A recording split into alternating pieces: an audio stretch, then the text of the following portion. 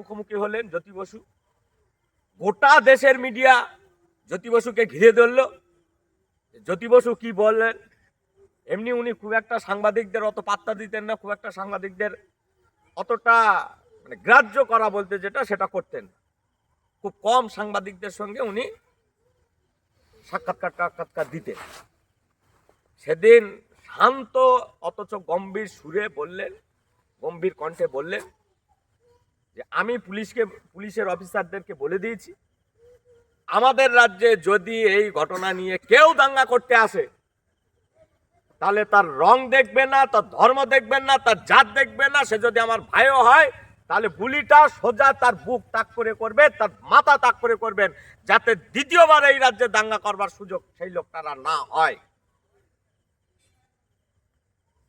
গোটা ভারতবর্ষে দাঙ্গার আগুনে জ্বলছে, পশ্চিমবাংলা শান্ত, একজন সংখ্যালঘু মানুষ আক্রান্ত হয়নি। 84 শিখ দাঙ্গা, সেই শিখ দাঙ্গার সময় পশ্চিমবাংলার একজন শিখ, তিনিও ধর্মীয় ভাবে সংখ্যালঘু, এই দেশের নাগরিক, আক্রান্ত হননি। এইটাই তো ছিল পশ্চিমবাংলার গর্ব, এইটাই তো ছিল পশ্চিমবাংলার হয়ে কথা বলার জন্য সব থেকে গর্বের জায়গা। যে কারণে যখন গুজরাটে দাঙ্গা হয়েছে,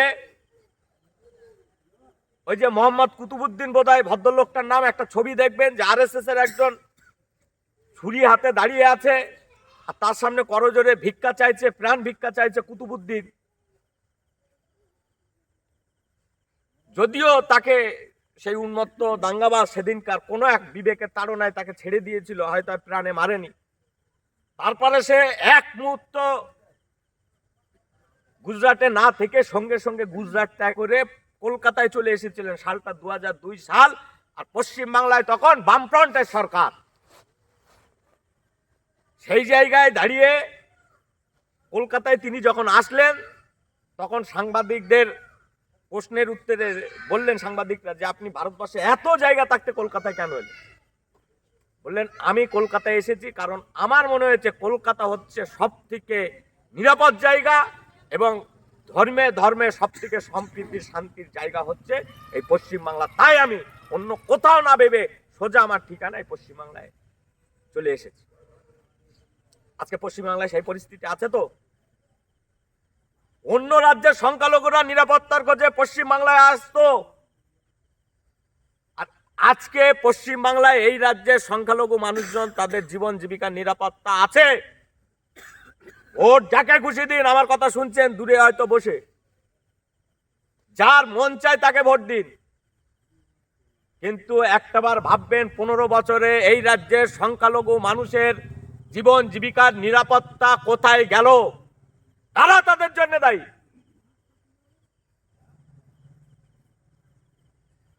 দু 2011 সালের আগে পশ্চিমবাংলায় বিজেপির একটা পঞ্চায়েতের আসন একার জোরে জেতার ক্ষমতা ছিল না, আর আজকে পশ্চিমবাংলায় গোটা ভারতবর্ষের মধ্যে নাকি বিজেপি বিরোধী লড়াইয়ের আইকন মমতা তার ভাইপো, এদের এই 15 বছরের আমলে বিজেপির বাড়বাড়ন্ত কতটা? 77টা এমএলএ, গতবারে 18টা এমপি ছিল, এবার একটু কমেছে, 12টা এমপি। একাধিক জায়গায় পঞ্চায়েত সমিতি, পৌরসভার তারা চালাচ্ছে বা আসন জিতে আছে। তাহলে এই বাড়বাড়ন্তের জন্য দায়ী কে? কাদের আমলে বাড়লো? এ রাজ্যের সংখ্যালঘু মানুষ ভাববে না? এই গ্রামের সংখ্যালঘু মানুষজন তারা এই কথা চিন্তা করবে না? কেন বামফ্রন্টের আমলে বিজেপি ছিল না আর এই আমলে বিজেপি চলে আসলো? এ রাজ্যে পশ্চিমবাংলাকে প্রত্যেক দিন সার জল দিয়ে বটবৃক্ষে পরিণত করা হয়েছে। এ রাজ্যে বিজেপিকে হাতে ধরে বাড়ানো হয়েছে। একটার পর একটা জায়গায় আরএসএস এর ক্যাম্প বেড়েছে। মমতার পুলিশ, মমতার গোয়েন্দা জানে না, মমতার তৃণমূল কংগ্রেস দল জানে না। বামফ্রন্টের আমলে 200-র নিচে ছিল এ রাজ্যে আরএসএস এর ক্যাম্প, এখন সেটা 2000 টপকে গেছে। তাহলে জানা সত্ত্বেও তাদেরকে রোকবার ক্ষেত্রে কি ভূমিকা নিয়েছে? মমতা ব্যানার্জি কোনো ভূমিকা নেননি, বরঞ্চ 2002 সালে গুজরাট দাঙ্গার পরেও উনি কেন্দ্রে বিজেপি সরকারের সমর্থনে থেকেছে। পশ্চিমবাংলায় কোনোদিন বামফ্রন্টের কোনো মুখ্যমন্ত্রী তাদের সাথে এরকম বিজেপির নেতাদের দহরম মহরম ছিল না। উনি মুখে বলেন বিজেপির বিরুদ্ধে লড়াই, আর ওদিকে নরেন্দ্র মোদীকে পাঞ্জাবি উপহার দেন প্রত্যেক বছরে। আমাদের এই গোটা রাজ্যে আপনারা নিশ্চিতভাবে লক্ষ্য করেছেন এসআইআর হচ্ছে, নাম ডিলিট হয়ে গেছে। এই পশ্চিম বাংলার ভোটার লিস্ট সম্পর্কে সবার আগে গোটা দেশের কাছে যদি সন্দেহের বীজ কেউ তৈরি করে থাকে তার নাম মমতা ব্যানার্জি।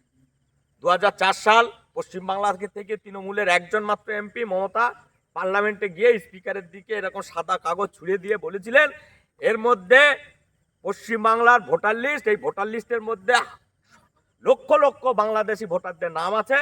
এই ভোটার সব বাংলাদেশ থেকে সিপিএম এনে তাদেরকে দিয়ে ভোট দিয়ে বছরের পর বছর ক্ষমতায় থাকে, এই তালিকা বাতিল করতে হবে।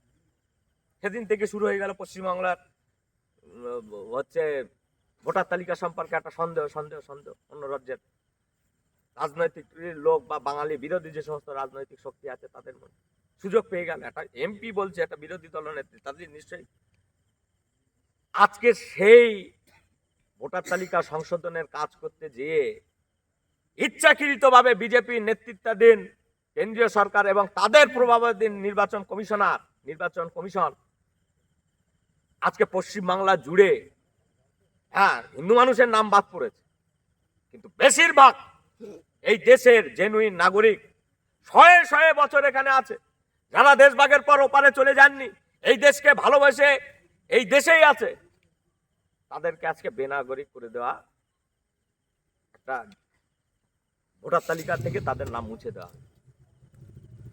কেরালে হয়েছে এসআইআর,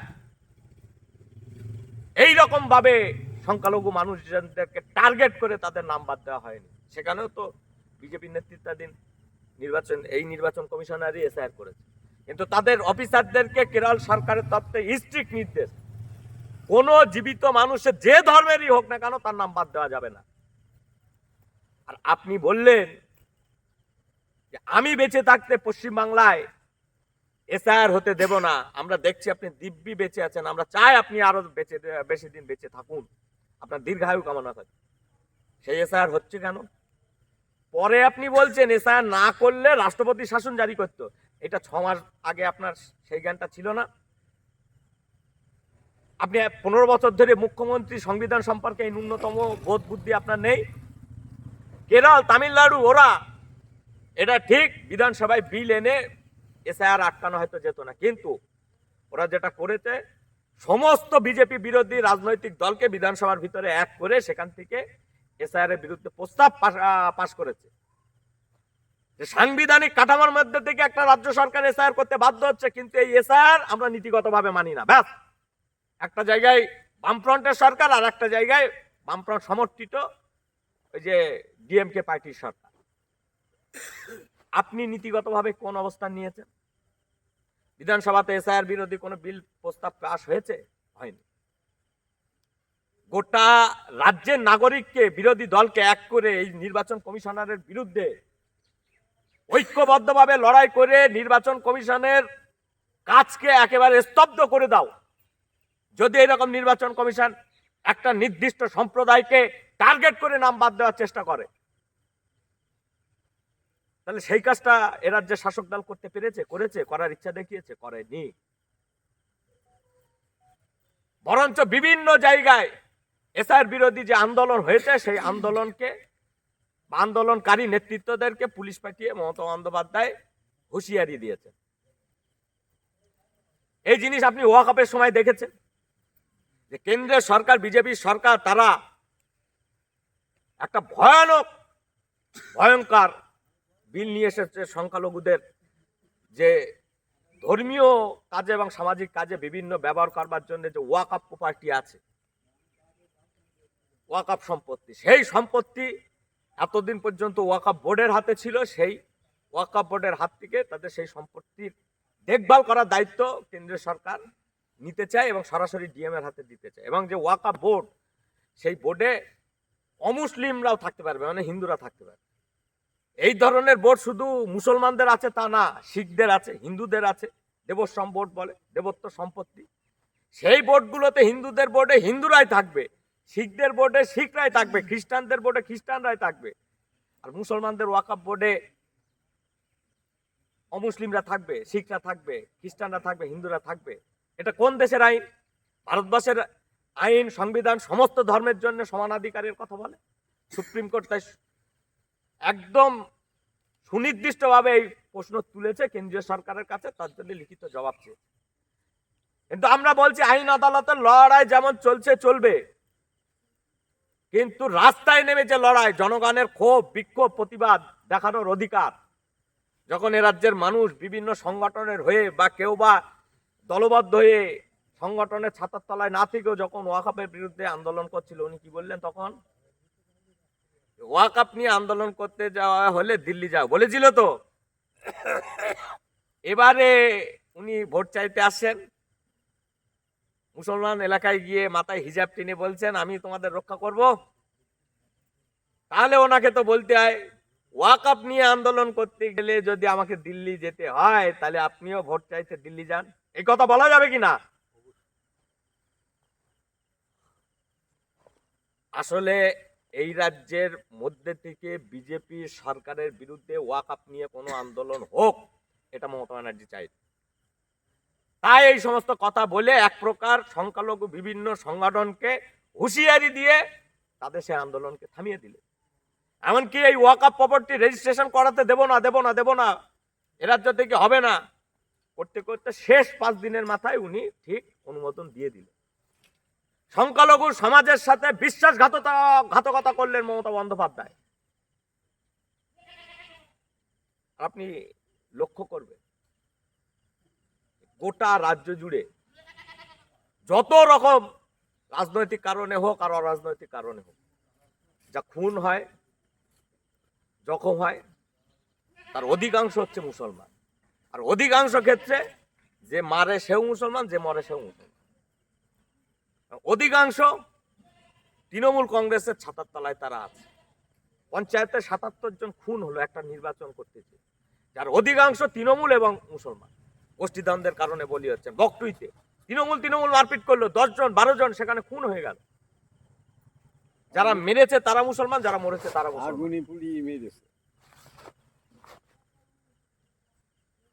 আনিস খানের মতো প্রতিবাদী মুখ, মমতা ব্যানার্জির পুলিশ তার বাড়িতে ঢুকে ছাদ থেকে ফেলে দিয়ে তাকে খুন করেছে। এমনকি তার ভাগ্য খারাপ, তার একবার কবরস্থ হয়ে যাওয়ার পরেও মমতা ব্যানার্জির পুলিশ তার পোস্টমর্টেম রিপোর্ট নিয়ে জালিয়াতি করবার জন্যে তাকে দ্বিতীয়বার আবার কবর থেকে তুলে তাকে দ্বিতীয়বার পোস্টমর্টেম করা হয়েছে। আমরা কি জানি, মুসলমান পরিবারে সাধারণত কেউ মারা গেলে যত তাড়াতাড়ি সম্ভব তাকে আদবের সাথে কবরস্থ করা, দাফন কাফন করে কবরস্থ করার নিয়ম। কিন্তু আনিস খানের কপালটা খারাপ, মৃত্যু হয়েছে মমতা ব্যানার্জির আমলে, আর মৃত্যুটা হতে হয়েছে তার অধীন পুলিশের হাতে। তাই তাকে দুবার কবর থেকে টেনে হিঁচড়ে তোলা হলো। এ ব্যর্থতা, এ অপদার্থতা, এই হিংস্র কার্যকলাপ কার জন্য? মমতার পুলিশের জন্য। তো মমতার পুলিশের জন্য তার মৃত্যুর পরেও তার শরীরটাকে নিয়ে এইভাবে টানাহেঁচড়া করা হয়েছে। কালীগঞ্জে কিছুদিন আগে সেখানে উপনির্বাচন হয়েছে, তৃণমূল জিতেছে। 11 সালের পর থেকে কোনো উপনির্বাচনে তৃণমূল হারে না, ভোটই করতে দেয় না। প্রায় এক প্রকার ফাঁকা ময়দানে বিনা ভোটে জিতেছে। সেখানে একটা বাচ্চা মেয়ে সিপিআইএম পরিবারে, তার পরিবার শুধু সিপিএম এর সমর্থন করে, কোনো এরকম আমাদের মতন লিডার গোছের কেউ না, নেতৃত্ব দেয় না। সেই পরিবারের বাচ্চা মেয়েটা দেখলো রাস্তা দিয়ে একটা বিজয় মিছিল আসছে, কার মিছিল কি মিছিল তাটা কোনো সেই বোধ বুদ্ধি হয়নি। 9 বছর বোধহয় বয়স, ছোট্ট তামান্না। 9 বছর, নয়। সেই মেয়েটি যখন বাড়ি থেকে বারান্দায় বেরিয়েছে, বারান্দা ছেড়ে হয়তো উঠোনে বেরিয়েছে, গলির মুখ থেকে রাস্তা দিয়ে যাচ্ছে তৃণমূলের হিংস্র জানোয়াররা। বিজয় মিছিল করতে করতে। বাচ্চা মেয়েটা জানে না সিপিএম এর কি, তৃণমূল কি, কিচ্ছু জানে না। সে শুধু দেখতে বেরিয়েছে, রং আবির টাবির বাজি টাজি ফাটাচ্ছে এই সমস্ত দেখবার জন্য। তৃণমূলের জানোয়াররা, তারাও সব ম্যাক্সিমাম সংখ্যালঘু, তারা বলল ওই দেখ ইয়াসিনের বাড়ি, সিপিএম করে না, ইয়াসিন বাড়ি নাই, তাই কি ওর মেয়েটা আছে 9 বছরের ফুটফুটে মেয়ে। আপনি ভাবতে পারবেন এই কাজ কেউ মানুষ করতে পারে? বিজয় মিছিল দেখতে বেরিয়েছে, আর সেই বিজয় মিছিল থেকে তার দিকে একটা সকেট বোমা ছুড়ে ছোট্ট মেয়েটার শরীর ছিন্ন ভিন্ন করে তাকে সঙ্গে সঙ্গে মৃত্যুবরণ করতে হলো। এই জানোয়ার তৃণমূল কংগ্রেস বলেই এদের দ্বারা এই কাজটা সম্ভব। তৃণমূলের মতো জানোয়ার না হলে এই ধরনের ঘৃণ্য কাজ কেউ করতে পারে না। সুনির্দিষ্টভাবে এই এলাকার যে সমস্ত যুবক ভাইরা বা সাধারণ মানুষজন, আপনারা ভোট দিতে যাওয়ার সময় এই কথা বলবেন এই এলাকার মানুষজনকে। ভোট আপনার ভাবনা চিন্তা অনুযায়ী যাবে, কিন্তু যদি মনে হয় যে আরো একবার তৃণমূল কংগ্রেসকেই ক্ষমতায় রাখবো সংখ্যালঘুদের নিরাপত্তার জন্যে, তাহলে এই কথাটা মাথায় রাখবেন ভোট দিতে যাওয়ার আগে। মমতার পুলিশের হাতে আনিস খানের রক্ত লেগে আছে, সেই মমতা ব্যানার্জিকে আর একবার ক্ষমতায় আনবেন কিনা?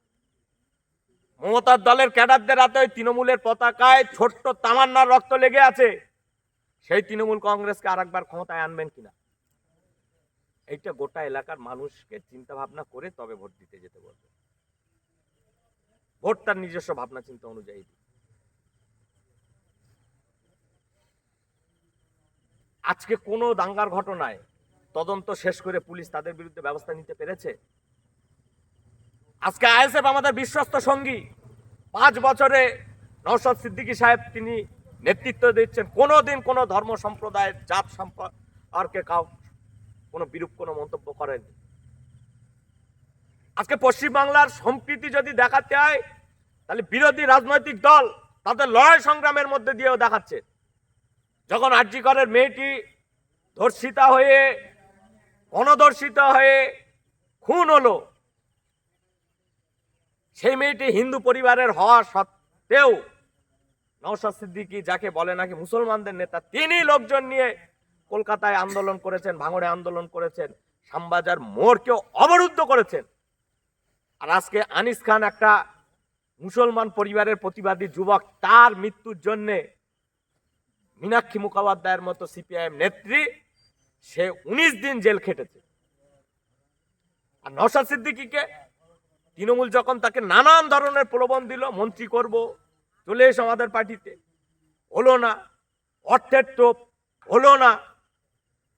স্বাভাবিকভাবে নওশাদ সিদ্দিকী তার নীতি আদর্শের পরিচয় দিয়েছেন, যে কারণে অল্প দিনের মধ্যেই আমাদের তাদের সম্পর্কে একটা বিশ্বাসযোগ্যতা এবং হৃদ্যতা তৈরি হয়েছে। যখন কোনোভাবে তাকে পারা গেল না, বিনা কারণে মমতা ব্যানার্জির পুলিশ তাকে 42 দিন জেল খাটিয়েছে, পুরো ফলস, কোনো কারণ নেই। তাহলে সেই তৃণমূল কংগ্রেসকে সংখ্যালঘুদের মসিয়া হিসেবে আবার ক্ষমতায় আনবেন? মীনাক্ষী মুখোপাধ্যায় নওশাদ সিদ্দিকীদেরকে মিথ্যা মামলায় জেলে ভরতে পারে, আছে গোটা রাজ্যের সংখ্যালঘুদের বিরুদ্ধে। যেভাবে একটার পর একটা দিন উস্কানি দিয়ে বেরিয়েছে শুভেন্দু, দিলীপ ঘোষ, সুকান্ত মজুমদার, এই সমস্ত বিজেপির নেতারা, তাদের বিরুদ্ধে মমতার পুলিশ কোনো স্টেপ নিয়েছে, কোনো ব্যবস্থা নিয়েছে? একদিনের জন্য কোনো ব্যবস্থা নেয়নি। যত ব্যবস্থা নিতে হয় আইএসএফ এর বিরুদ্ধে, বামফ্রন্টের বিরুদ্ধে, আর বিজেপির সমস্ত নেতাদেরকেও ছাড় দিয়ে রাখে। অতএব সিপিআইএম, আইএসএফ, ওদেরকে ঘরে বন্দি করে রাখো, মিথ্যা মামলা দাও, হামলা করো, বিজেপিকে খোলা ময়দানের সুযোগ করে দাও। বিজেপি বাড়ুক, বিজেপি বাড়লে সংখ্যালঘুদের মনে আতঙ্ক তৈরি হবে। উনি দীঘায় জগন্নাথের মন্দির করবেন, নিউ টাউনে দুর্গাঙ্গন করবেন। গোটা ভারতবর্ষের এতগুলো রাজ্যের মুখ্যমন্ত্রী, যা কোনো মুখ্যমন্ত্রী সরকারি টাকায় এইরকম ভাবে মন্দির করছে না, মমতাকে করতে হচ্ছে, দেখাতে হচ্ছে দেখো আমি আরএসএস এর কত প্রিয়, আমি কত হিন্দু দরদি। সেই মুখ্যমন্ত্রী তিনি বিজেপির বিরুদ্ধে, বিজেপির নেতাদের বিরুদ্ধে কোন রকম ব্যবস্থা নেবে না, এটা স্বাভাবিক। বেশি দিন আগার কারণ না, এখান থেকে 15 দিন আগে মমতা ব্যানার্জি একটা সাক্ষাৎকারে বলেছে, আমি পুরনো আরএসএস কে শ্রদ্ধা করি, এখনকার আরএসএস। আমরা মমতা ব্যানার্জির কাছে প্রশ্ন করতে চাই, পুরনো আরএসএস বলতে আপনি কোন আরএসএস এর কথা বলছেন? যারা 1992 সালে বাবরি মসজিদে ভাঙার পেছনে প্রধানতম দায়ী ছিল, আপনি পুরনো আরএসএস বলতে কোন আরএসএস কে বলছেন? যারা 1948 সালে মহাত্মা গান্ধী, এই দেশের জাতির জনক, তাকে খুন করেছিল, নাথুরাম গোডসের মতো দুষ্কৃতীরা, আরএসএস এর দুষ্কৃতীরা। আপনি পুরনো আরএসএস বলতে কোন আরএসএস কে বোঝাচ্ছেন? যারা এই দেশের স্বাধীনতাকে ব্রিটিশদের পায়ে বিক্রি করেছিল, ভিক্ষা চেয়েছিল নিজেদের জীবন বাঁচানোর জন্য, এই সমস্ত সাভারকারের মতো লোকজনদের জন্য। একবারও বললেন না গোটা দেশের বিভাজনের কারিগর হচ্ছে আরএসএস, বিজেপি, তাদেরকে আমি ঘৃণা করি, এই কথা কোনো তৃণমূল নেতার মুখে দেখবেন না, শুনতে পাবেন। আসলে ওর দলের যা দুর্নীতি, সেই দুর্নীতি হাত থেকে ওর ভাইপো এবং ওকে বাঁচানোর জন্য ওকে আরএসএস এর পায়ে স্যারেন্ডার করতে হয়েছে, এবং আগামী দিনে ও আরএসএস এর বিরুদ্ধে লড়াই করতে পারবে না। তাই যদি লড়াই করতে হয়, পারবে বামপন্থীরা, পারবে বামপন্থীদের সাথে জোট, আইএসএফ, নওশাদ সিদ্দিকীর মতো লোকজনের। একদম শেষ কথা বল, যে ওদের স্লোগান দিয়েছে, যতই করো হামলা আবার জিতবে বাংলা। সত্যি কি তাই? তৃণমূল জেতা মানে পশ্চিমবাংলা জেতা। গোটা পশ্চিমবাংলাটা যদি দেখেন, তাহলে রাজত্ব করে বেড়াচ্ছে গামলা সায়ন্তিকার মতো পাগলেরা, জালেম শওকত মোল্লারা, আর ফ্রেববাস পিসির তোলাবাস ভাইপোরা। এরা যদি আবার যেতে, তাহলে পশ্চিমবাংলার আপামর সাধারণ মানুষ হেরে যাবে। এরা যদি যেতে, তাহলে পশ্চিমবাংলার বেকার যুবকের কর্মসংস্থানের স্বপ্ন হেরে যাবে। এরা যদি যেতে, তাহলে পশ্চিমবাংলায় আগামী প্রজন্ম হেরে যাবে। এরা যদি যেতে, তাহলে পশ্চিমবাংলা জুড়ে যে মানুষ সততার সাথে লড়াই করতে চান, যে মানুষ দুর্নীতির কাছে নিজের বিবেককে বন্ধক রাখে না, সেই মানুষজন হেরে যাবে। তাই এদেরকে আর একটা বারের জন্য সুযোগ নাই। প্রত্যেকটা এলাকায় বামপন্থী এবং তাদের সহযোগী দল আইএসএফ যেখানে যা প্রার্থী আছে, আমাদের বাদুড়িয়াতে লড়াই করছেন আইএসএফ এর হয়ে মোহাম্মদ কুতুবুদ্দিন ফাতেহি, তাকে এখান থেকে বিপুল ভোটে জয়যুক্ত করলেই পশ্চিমবাংলা জিতবে। এখানে যদি পশ্চিমবাংলায় বামফ্রন্ট এবং আইএসএফ জোট জেতে, তাহলে পশ্চিমবাংলার জয়লাভ সম্ভব হবে। সেই কাজ আপনারা দারুণভাবে, ভালোভাবে গুছিয়ে এখানে করুন। এখানে প্রত্যেকটা বুথ থেকে আইএসএফ এর প্রার্থীকে জয়ী করাতে হবে, বিপুল মার্জিনে তাকে জয়ের ব্যবধানের মানে জয়ের দিকে এগিয়ে নিয়ে যাওয়ার ব্যাপারে এখান থেকে বিপুল মার্জিন তার হয়ে আপনারা দেওয়ার চেষ্টা করবেন, এই প্রচেষ্টা নেবেন। সমগ্র বুথের একেবারে বিরোধী দলের নেতৃত্ব ছাড়া প্রত্যেকটা মানুষের বাড়িতে বাড়িতে গিয়ে এই সামান্য কিছু কথা বুঝিয়ে আসবেন। একটু সময় লেগে গেল, সবাইকে